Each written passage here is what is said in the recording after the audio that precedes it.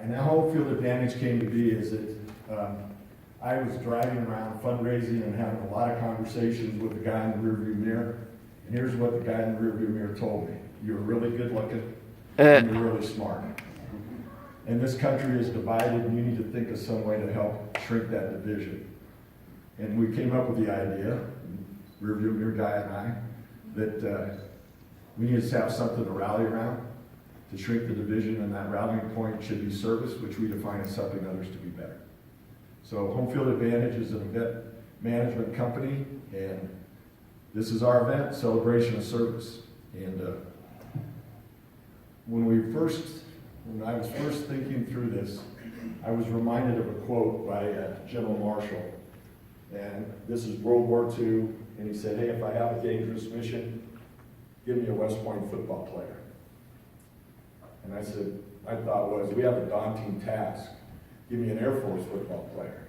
But then I quickly said, we need more than just football players to shrink this division, and we need more than just folks from Service Academy. So we're all inclusive, but that's kind of how it all got generated. And I'm not here to preach. God knows I'm a sinner. I love saying that here because everybody's a sinner. No, I pretty much have a corner on the market, okay? Somebody told me the other day, he said, saints are sinners that kept on trying. Well, I'm trying. So, but I'm also at a point where I'm a big believer now in God incidents versus coincidence. And the fact that I even know Janine Sijan, other than my reputation, is a God incident. About 4 years ago, I stopped in to my bank, which doesn't happen very often because you don't have much reason to go to the bank. But stopped in that day, and I was immediately summoned into Larry Dozier's office. And he said, I was at the Michigan game, or Notre Dame. It was a Notre Dame game, right? I don't know how, that's 80,000 seats, or whatever it is, right? And I met the most incredible lady, and you need to meet her. And I'm like, okay, tell me more. It was Lance Sijan's sister, so think about that. I mean, it's a road game, 80,000 seats, and he ends up sitting next to Janine. The next thing I know, we're on the speaker talking to Janine, and she starts telling me about her vision for perpetuating the legacy, which quite honestly doesn't need a lot of, but there are some finishing touches that need to be put on. And, they'll say she had me at hello. And so as we start to put together the elements of celebration and service, it was so obvious to us that we needed to acknowledge Lance's legacy, and we need to acknowledge folks that are truly walking the walk when it comes to service. Thus, last year was the first year of the Sijan Service Award. And the recipients in our inaugural, that's easy for me to say, year, were Jim Dolan, class of 76, who started Heroes on the Water, touched 40,000 veterans in 10 years, in the 10 years of their existence. Absolutely incredible. They do kayak fishing, and just the tranquility of the water seems to have a healing effect. And I don't discount anything. If it makes them feel better, let's do it. And then the other recipient was Harvey Licata from the class of 72, who was the National Sertoman of the Year. Well, that's pretty cool. You're the national anything, right? That's cool. And Harvey truly is somebody that walks the walk. But before we get too deep in, those that were at the dinner heard about unsolicited feedback last night. Well, this is my own feedback. I missed some thank yous. I didn't introduce Vincent Johnson, who was the gentleman behind the scenes that was working the magic, because I can't spell IT, and he was developing the spreadsheets with the seating and that. But I do want to acknowledge somebody, actually two folks here from the AOG that are making this possible. Marty Marcolongo, the CEO of our Association of Graduates, class of 88, thank you. And then Marcella is the single-handedly put this together, and it's a lot nicer. Last year we were in the wind tunnel, down by the Lance's bronze, and we battled some elements, and Marty said, Russ, just come in here and do it here, and it'll all be good. And it is good. And Marty, thank you so much. Thank you. But I now would like to ask Janine Sijan to come up and make some remarks, whatever moves your heart, right? That seems to be the mode we're in, right? So let's do it. Janine Sijan.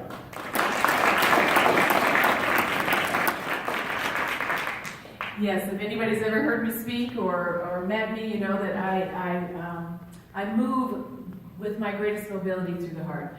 Data collecting for me comes through intuition and instinct, and that's how I process everything is through there.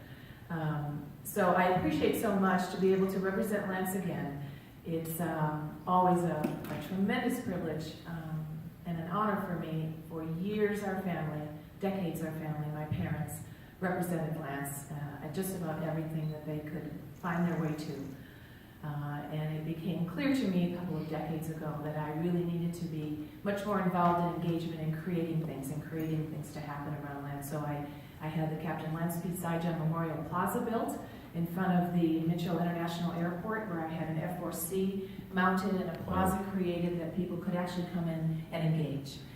I've also been on a 10-year journey of making a film about Lance, a documentary feature film, 72 minutes. It's going to be played here at the Air Force Academy on November 9th of this year. It'll be a 51 year ago to the day that Lance had gone down.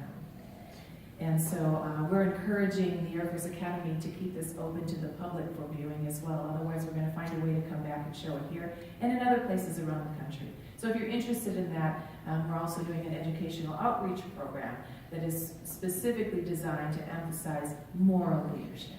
Moral leadership. Think about that for our kids.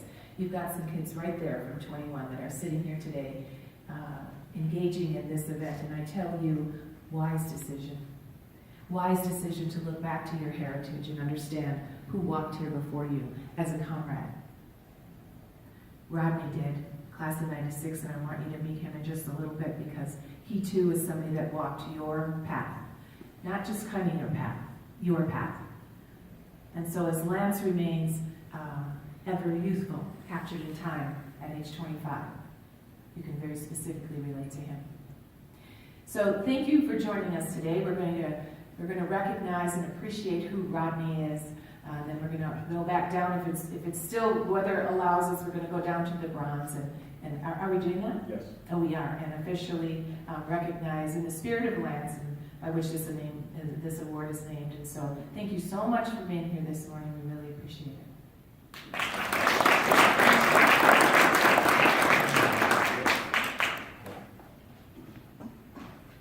Well, many of you are aware because you're coming out of Cadet Squadron 21. Many of you were at the dinner last night and heard Janine speak. But you know, as I like to remind myself, if you're in a tough spot, I have to say, what would Lance do? What would Lance do? And that usually gets me headed in a good direction. Janine, chosen one, Joan, we're honored by your presence. Thank you. At this moment, I should kick into this big biography of Rodney Bullard. I could tell you all about his athletic accomplishments. He played for Fisher to Berry for 3 years before I was told his body gave out. But then he went over into more scholarly pursuits and excelled there. His professional career is off the charts. But the message, I'm going to be brief because I want you all to hear his message and the book that he's written. And again, he is truly walking the walk. He is an obvious choice to receive the Lance P. Sijan Service Award. So I'm going to ask Rodney to come up. Rodney Bullard, class of 96, the 2018 recipient of the Sijan.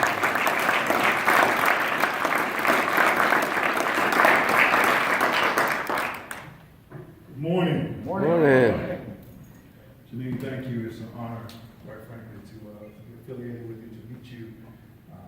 Russ, thank you, my friend. It's an honor, and thank you for your leadership. Coach DeBerry, thank you, my friend. I appreciate you. I think about all of the things that are developed in our lives. I think about all the touch points in our lives. I recall, Coach, that when I was 6 years old, my father put me on the phone with a gentleman by the name of Dr. Benjamin E. Mays. Dr. Mays was the legendary president of Morehouse College. Dr. Mays was the mentor for Dr. Martin Luther King. My father had graduated from Morehouse College in 1965, and Dr. Mays was also his president. And I recall that I was 6 years old, but Dr. Mays was near the end of his life. And I didn't really have an interest in being on this conversation, on this phone, in this conversation. But he started talking. He said, Rodney, I want you to get as much education as possible. I want you to get as much experience as possible. I want you to be a leader. And I want you to understand something very clearly, that you're not doing any of this for yourself. That you are not going to get an education for yourself. You're not going to get experience for yourself. You're not going to meet people for yourself, but you're going to do it so that you can go back and invest in other people. And I think about the investments people have made in me.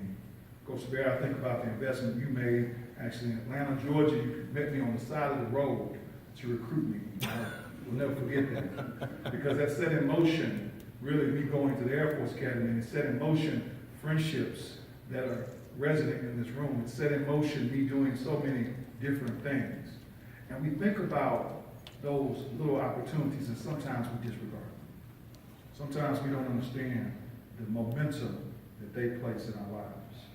And so I came to the Air Force Academy, and I did play for Fisher for 3 years, and I blew out my knee. And I then went off to do mock trial here. I prayed to God that I was going to be All-American, but I was not specific. And so I was All-American in mock trial and not in football, but that's okay. I left the Air Force Academy and I went to Duke Law School. And I was in search of leadership. I went to the Air Force Academy in part because we had a great football team, but also because I was in search of leadership. I had not forgotten the words of Dr. Benjamin Mays that I needed to get education, that I needed to get leadership, and I needed to come back and help someone else. And so I went to law school in search of leadership. I figured that our politicians, many of them were lawyers, and that I would be able to learn something in law school. And I learned a lot in law school, but I didn't learn a lot about leadership. And then I left law school and graduated from there, and I went back into the Air Force. And I remember I had done mock trial here at the Air Force Academy. I had done mock trial elsewhere, and now I was trying my first hearing at Keesler Air Force Base in Biloxi, Mississippi. And I'll never forget that I had a small hearing, but I had called about 12 witnesses, probably 10 too many for the trial.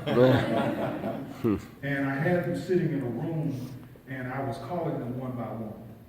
And at some point, I called a witness, and that witness did not come.